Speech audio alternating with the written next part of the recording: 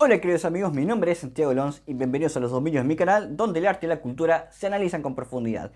En el día de hoy voy a hablar sobre una de las pocas películas del UCM que valen la pena, Thor de 2011.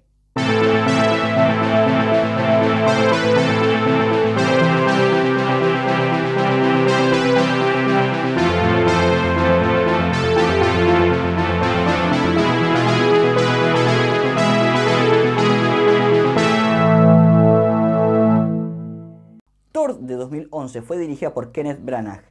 La música fue compuesta por Patrick Doyle. Esta es una de las pocas películas que realmente valen la pena del UCM, porque vamos a ser sinceros, los fanáticos de Marvel como yo, solo vemos estas películas ya más por compromiso que por gusto. Porque últimamente nos está decepcionando bastante lo que Marvel está haciendo actualmente. Pero en el 2011 salió esta muy buena película. Esta película realmente es una obra de arte, tal vez, ok, no es Ben-Hur o Espartaco, pero es una de las mejores películas que se han hecho en la historia del cine de superhéroes. Y voy a explicar por qué. Esta película guarda muchos elementos simbólicos y no tanto alegóricos, pero que a su vez tocan el tema de los mitemas. ¿Recuerdan en mis dos videos anteriores donde hablo sobre los mitos y donde incluso mencioné la cuestión de los mitemas? Algo muy parecido sucede dentro de esta película. Esta película toca mitemas que son bastante comunes en muchas mitologías, o no solamente en las mitologías, sino en las propias narraciones, como por ejemplo la traición, la envidia, la redención, el sacrificio. Y esto lo voy a andar explicando parte por parte. Primero, un resumen rápido de esta película.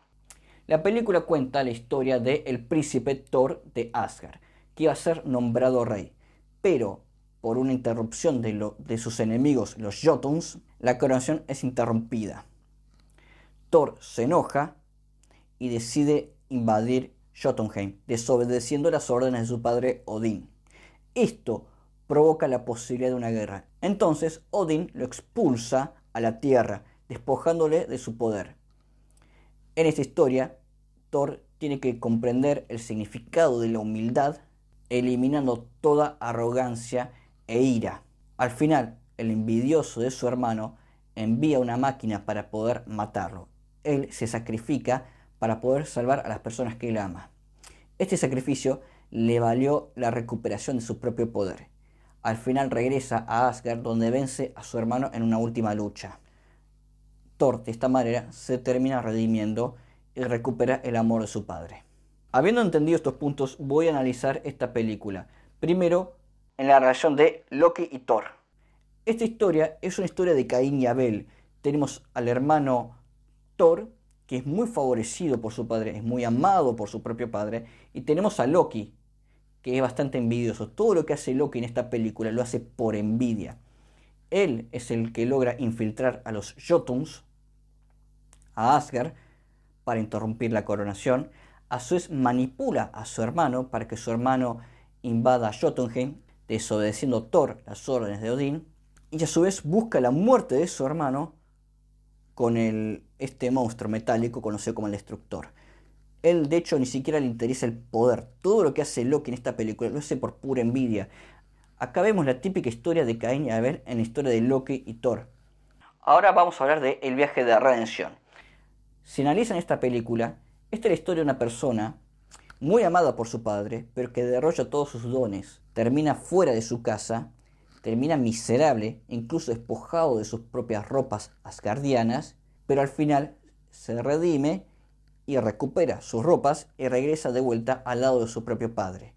Esta historia, y según las palabras del propio Kenneth Branagh, es la típica historia del hijo pródigo. La historia del hijo pródigo es bastante similar, ya que el hijo pródigo se va de su casa, derrocha toda la herencia de su padre y termina incluso con harapos, que ha incluso despojado de las ropas que su propio padre le dio. Esto es muy importante. Dentro de la Biblia, el hecho de que el hijo pródigo pierda sus ropajes es un símbolo de que pierde la gracia. Algo muy similar sucede con la película Thor. Cuando Odín lo expulsa, no solamente le arrebata el martillo, le arrebata la armadura asgardiana. Incluso cuando llega a la tierra, cuando termina hospitalizado, en el hospital e incluso pierde lo que tenía debajo de esa armadura y termina con ropas muy humanas. En la historia del hijo pródigo, cuando el hijo pródigo arrepentido regresa a su casa pidiendo perdón a su padre hace toda una fiesta, arma todo un banquete y le regresa de vuelta sus ropajes a su propio hijo. Simbólicamente, dentro de esta historia, el hijo pródigo, al pedir perdón, recupera las gracias. El hecho de que recupere sus ropas, que su padre lo vuelva a vestir, es un simbolismo de que recupera la gracia. Y algo muy similar sucede con la película Thor. Aclaro que estos son palabras de Kenneth Branagh. Esta es la historia típica del hijo pródigo. Thor, cuando se redime en un acto de sacrificio para salvar a los demás, recupera su armadura asgardiana y regresa de vuelta a los brazos de su padre. Ahora vamos con la cereza del pastel, la crema de la crema. La historia salvífica. Si lo piensan, esta es la historia de una persona que baja de los cielos, se hace muy humano, pero en algún momento ve a las personas que ama en peligro de muerte y decide sacrificarse. No solo se sacrifica, sino que además de morir, o sea, muere en esta película, al morir termina a los brazos de una mujer. Y al morir regresa a la vida con mayor poder y vence al mal después de esto. ¿A qué le suena esta historia? Un minuto, vos me estás diciendo... Sí. Espera, me estás diciendo que esta historia... Por supuesto. Como... que esta historia se parece que esta historia se parece a esto.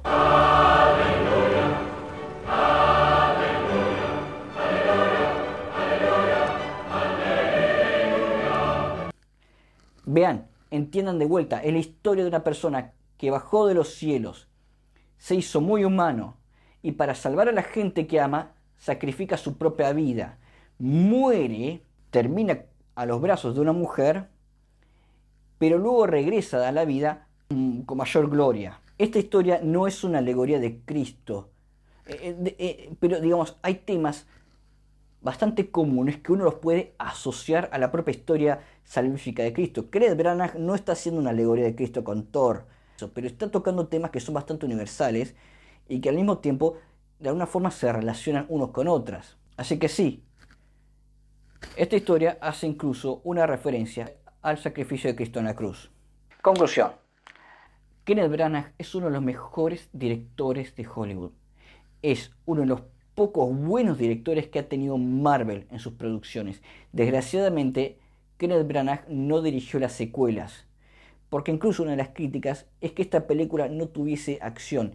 Y la realidad es que Kenneth Branagh se preocupa por crear una muy buena historia. La historia en sí misma es buena porque incluso le encontramos hasta elementos simbólicos y significativos en esta película. Es cierto que toda esta interpretación, si bien es mía, y si bien es cierto que se puede interpretar de otras maneras, hay ciertas interpretaciones que el propio Kenneth Branagh indica, como por ejemplo la historia del hijo pródigo. Tristemente, las últimas dos secuelas de Thor, Thor Ragnarok y Thor Love and Thunder, no son tan buenas como esta película. Desgraciadamente se han vuelto muy infantiles y para mí lo que está haciendo Taika Waititi con este personaje es para mí pura basura. Y la realidad es que los fanáticos Marvel coinciden conmigo. Todo el mundo incluso ya critica todas estas secuelas. Desgraciadamente no guardan el mismo espíritu que se guarda en esta película. Kenneth Branagh simplemente utiliza un personaje de historieta inspirado en un personaje mitológico para crear una buena historia. Un personaje bien construido y la poca acción que hay está bien presentada. Son las escenas de acción justas para este tipo de películas.